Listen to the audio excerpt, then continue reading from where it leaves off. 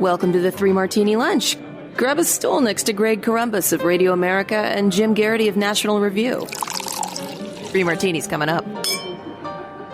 Hey, glad you're with us for the Monday edition of the Three Martini Lunch. We trust you had a great weekend and hopefully a good week in store. We've got good, bad, and crazy martinis for conservatives today. And Jim, this was a long time coming. On one hand, it's good. On the other hand, I think pretty much everybody who's now admitting this secretly or even not so secretly knew this as things were happening in Florida. But of course, with Trump in office, you had to make Ron DeSantis a villain because he wanted to make things more open than closed.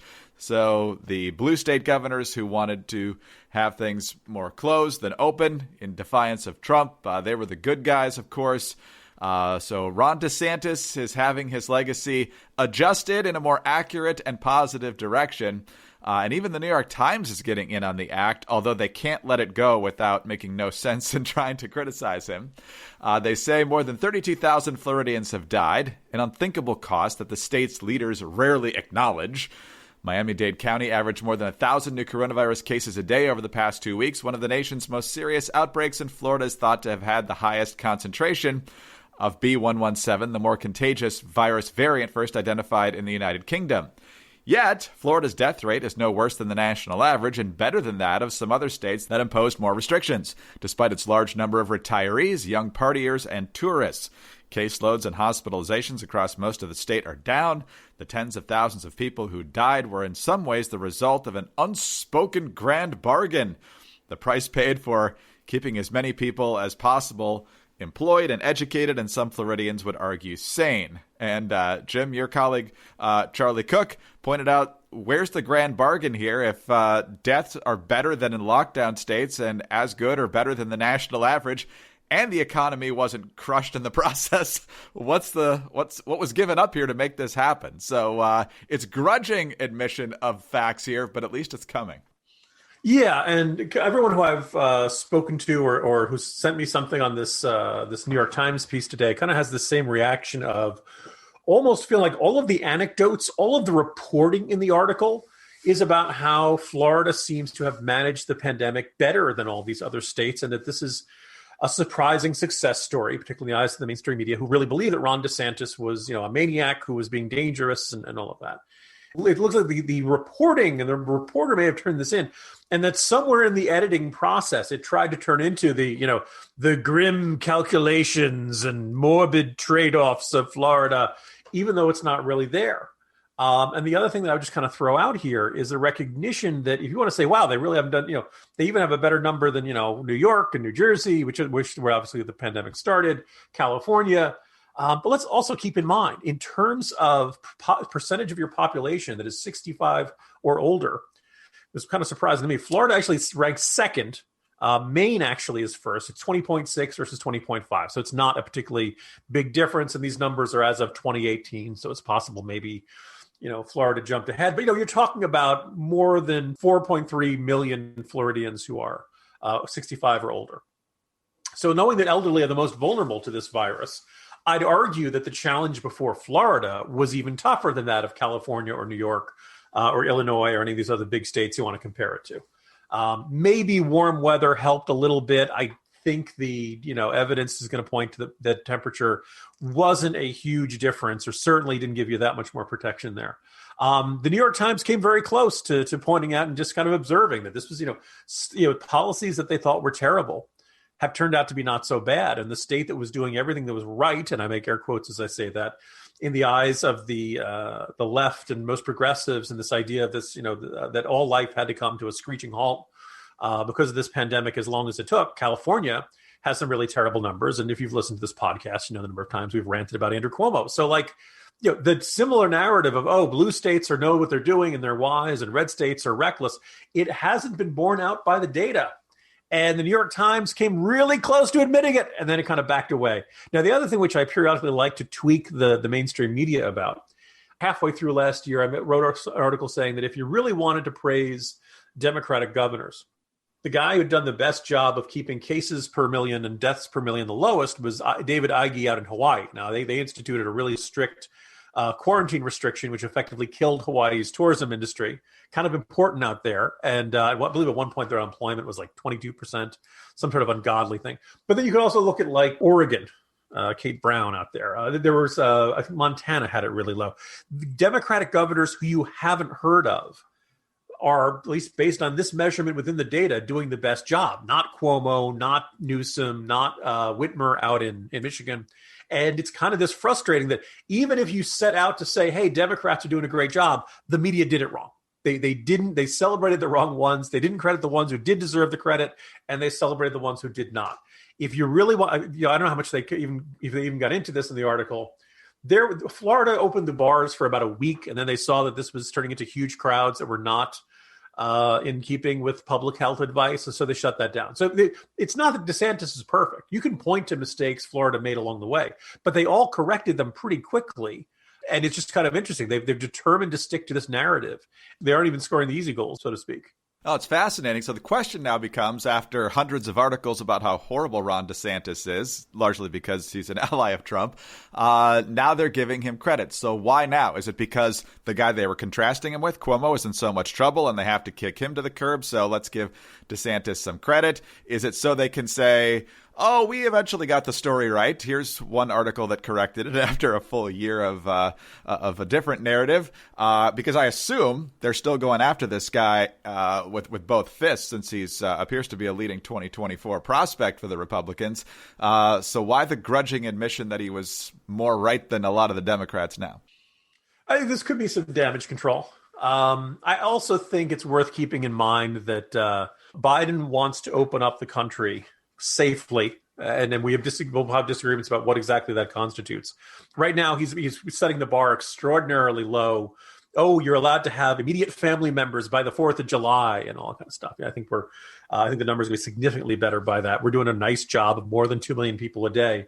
And once you're vaccinated, are you capable of spreading the disease to somebody, spreading the virus to somebody else? Yeah, but it's drastically reduced than normal. And if the other people around you are vaccinated, you don't need to worry about that. So I think this might be a backdoor way of kind of nudging Biden to open up the country a little faster, not because if this is being done out of an ideological agenda, it's not necessarily that's the only motivation at work in the New York Times here. But if it was like, okay, look, Biden's going to screw this up by being too slow to open up. The Republicans are going to get an advantage here. So this article is sort of a signal to other Democrats that it is okay to open up. Florida has not turned into a Mad Max hellscape because they had decided to open up the restaurants more than they did. Well, New York, other states, you perhaps can learn a lesson now that when you trust your citizens, your business owners to do the right thing, in fact, most of the time, freedom will get you a lot better results than government. And this appears to be another case of that. You know what else New York State could have used, especially in the governor's office? A good HR team. When running a business, HR issues can kill you. Wrongful termination suits, minimum wage requirements, labor regulations, all sorts of things. And HR manager salaries aren't cheap. In fact, it's an average of $70,000 a year. But Bambee, spelled Bambee, was created specifically for small businesses. You can get a dedicated HR manager, craft HR policy, and maintain your compliance, all for just $99 a month. With Bambee, you can change HR from your biggest liability to your biggest strength. Your dedicated HR manager is available by phone, email, or real-time chat. From onboarding to terminations, they customize your policies to fit your business, and they help you manage your employees day to day, all for just $99 a month. Month to month, no hidden fees, cancel anytime. Look, you didn't start your business because you wanted to spend time on HR compliance, so let Bambee help and get your free HR audit today. Just go to Bambee.com/martini right now to schedule your free HR audit. That's Bambee.com/martini. Spelled BAM to the BEE.com/martini. All right, Jim, we've talked about this bad martini in a couple different ways. Perhaps more in passing than in detail. So let's do that now. It's the lead item in your morning jolt today. Kids in cages, as you mentioned last week, was a a very crystal clear way, 3 words for the media to brand the Trump administration policies on the border as inhumane, human rights violations, some were saying, I think including Kamala Harris, and something that absolutely had to stop. It was a stain on America, on and on and on. But now, with Biden's policy, of course, of no deportations for the first 100 days, other executive orders that open things up. We've talked about his plan for pathway to citizenship within 8 years. Hello, who's not going to try and take advantage of that, get in for the first 100 days, get to stay, possibly get in line for the amnesty, if not for actual legal immigration, which is the right way to do it. So we've got a human tide headed to the border. We've got more kids in these detention facilities for longer than they're supposed to be there than ever were during the Trump years. Some media outlets are covering this, CBS talking about the conditions, other networks as well. The Biden administration won't call it a crisis. They won't really admit what's even happening there. They've sent some folks to the border, but I saw over the weekend that folks down there, even a Texas Democratic congressman saying they came, they never talked to anybody to actually get a handle on what was going on there. I think they just wanted the photo op. And so, Jim, the media is keeping this ridiculously quiet compared to how they've covered this issue during the Trump years and even before that. So obviously, things are not equal when this sort of thing is happening under a Democratic administration, but it's still a serious situation. So why won't the Biden administration admit what's going on here, and why won't the media call it fair? Yeah, well, actually, I think what's interesting is that this is starting to pop up on the major networks, and this is, it's become a loud enough issue that you can't really say the media is ignoring it anymore. I think this is another hard lesson for the Biden administration, and arguably for their cheerleading, fans in the media, that the world doesn't always work the way you want it to work and you think it's supposed to work. Biden came into office, and on the campaign trail, he had a lot to say about how terrible Trump's policies were and how inhumane. And you mentioned Kamala Harris calling them a human rights abuse and all that kind of stuff. And then if you looked carefully on his website and in the official statements, there'd be this like pro forma, and we're going to enforce our immigration laws. You'd want to say it was, well, this is open borders and allow everybody in. Immigration enforcement would still exist, but he just didn't really want to dwell on it. He didn't want to go to any great deal of length about it. He certainly wouldn't say it with any passion or emphasis or underlining it in red or anything like that.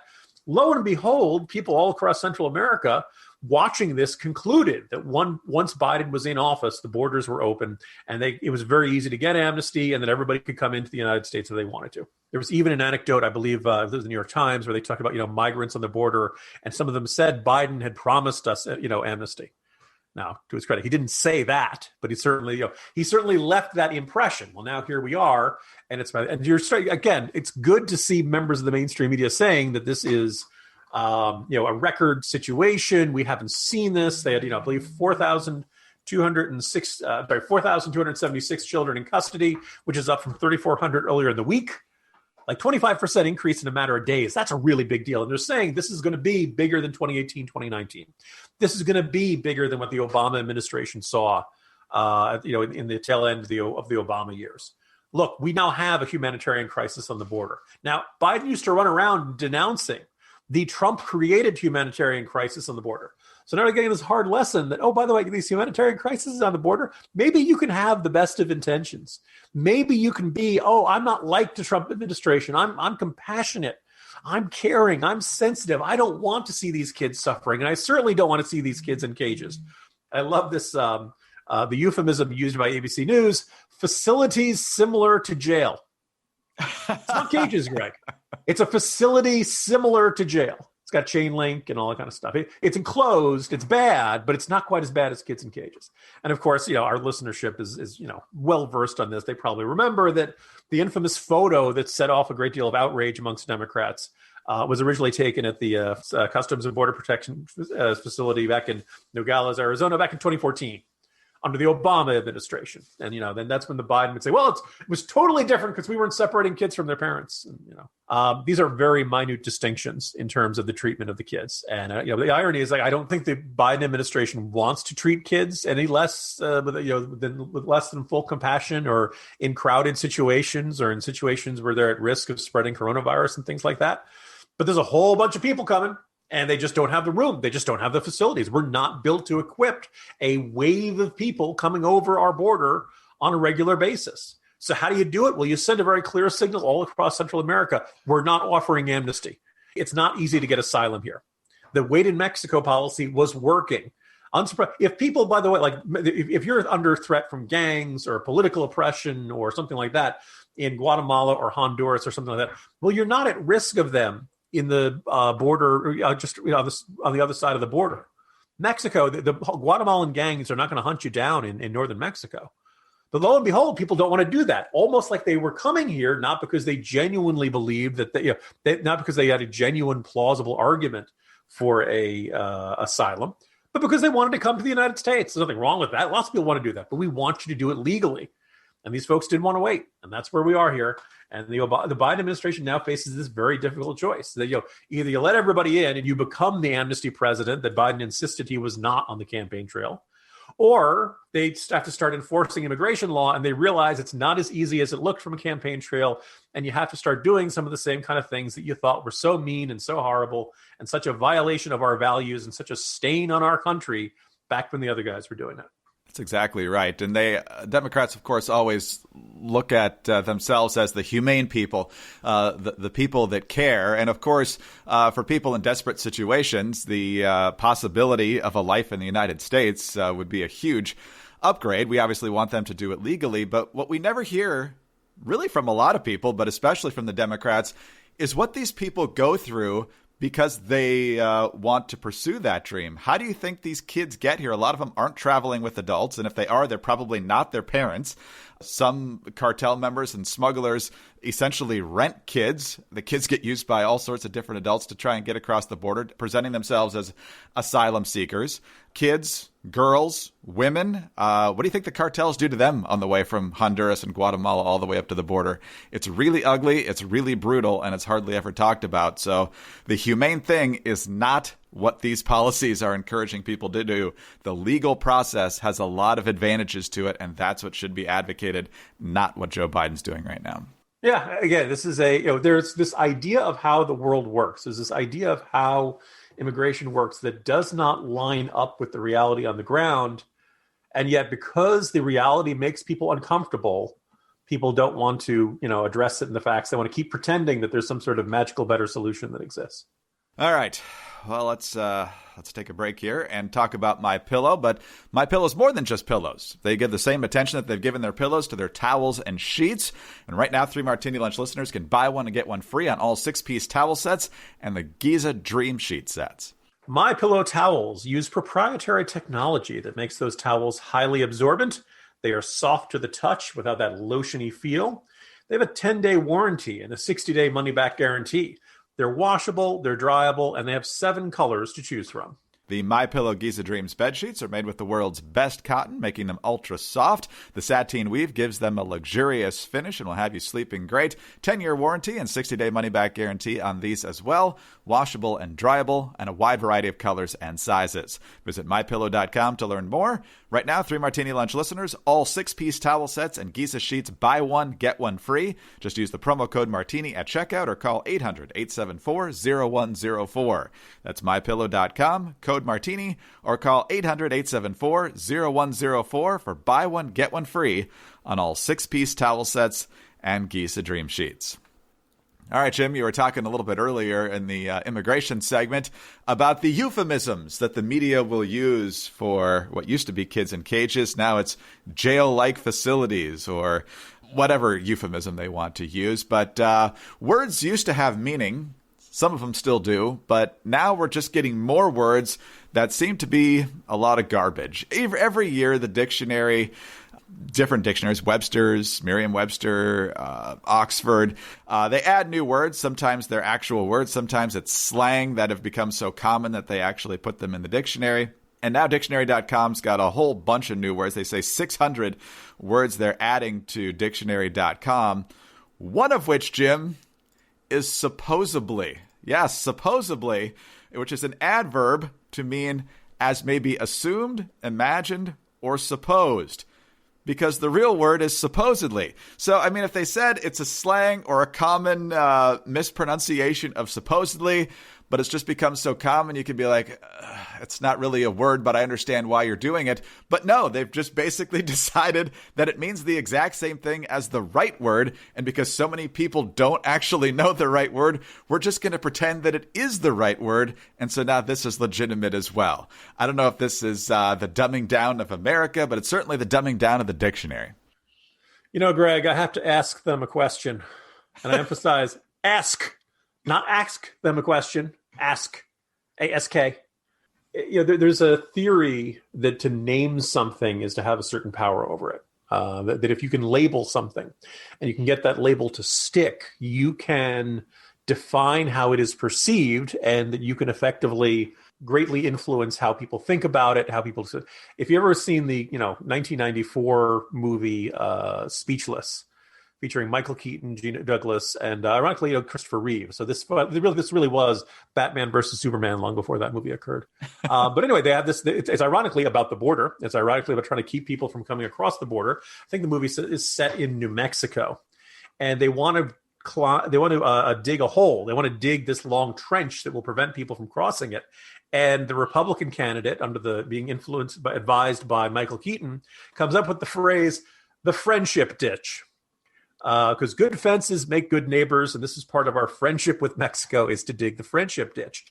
And after a while, the media started adopting the phrase, the friendship ditch. This is a science fiction movie because the media plays along with the Republican narrative. That would never actually happen. But it was kind of this really interesting example. You can think of all the ways, like, again, kids in cages, the number of times in which particular policies can get things associated with them, right?